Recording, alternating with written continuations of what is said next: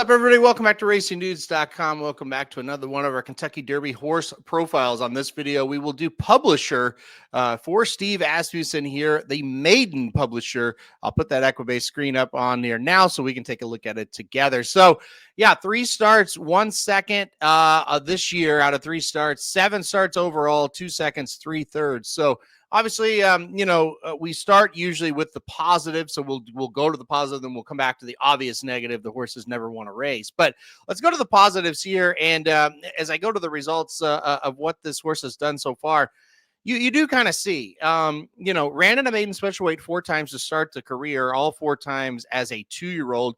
And was very consistent, third, second. And, each time this horse started, you kind of looked and went, okay, that wasn't bad. I think this horse is going to be okay. Maybe the stretch out's going to help this horse, things like that. But, it wasn't one of those maidens that lost 4 straight races and you thought, okay, he's not very good, right? Ran in the Southwest Stakes as a maiden and finished 6th. Just not a great trip, had all kinds of trouble. And then you go out to the Rebel Stakes, finished 4th. And once again, it just felt like the horse just never kind of had any real chance because of the trip. And the setup just wasn't there for this horse. And kind of just, laid on the screen as you're watching the winner cross the wire. Here comes publisher up for a piece. Well, not even a piece of things, for the superfecta.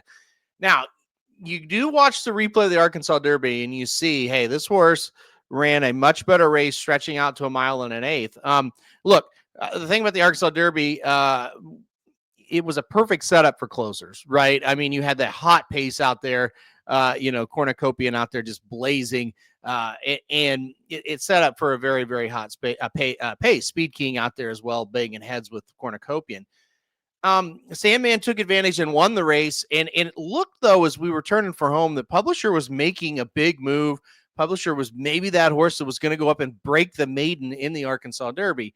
What happened basically was, though, Sandman, despite running, all over kind of the track, weaving in and out, he pretty much kept Publisher at bay the whole race, and he didn't really make up a ton of ground on him, if any ground on him. So I think the positives you take out of that, though, stretching out to 1 1/8 miles, the horse did look better. He finished stronger, I felt like, than he did in his other races.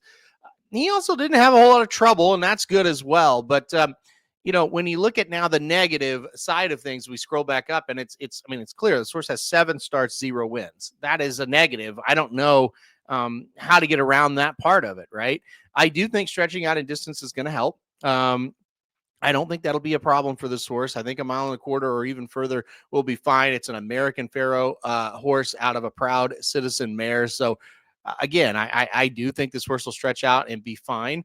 But again, the negatives are there if we just haven't won a race yet. To win the Kentucky Derby, his path is going to be pretty clear. It's like a lot of horses' paths this year. There's a lot of closers in the race. Just drop back. Hopefully the pace materializes just like it did in the Arkansas Derby. And then hopefully this time, stretching out to 1 1/4 miles, you'll be able to outfinish everybody and get up for the win.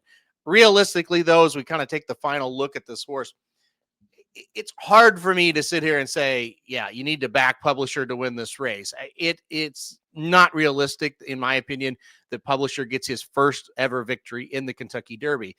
Is it realistic, however, that he hits the board? Yes, I do think you could make that case. He was strong at 1 1/8 miles. He's probably going to be stronger at 1 1/4 miles.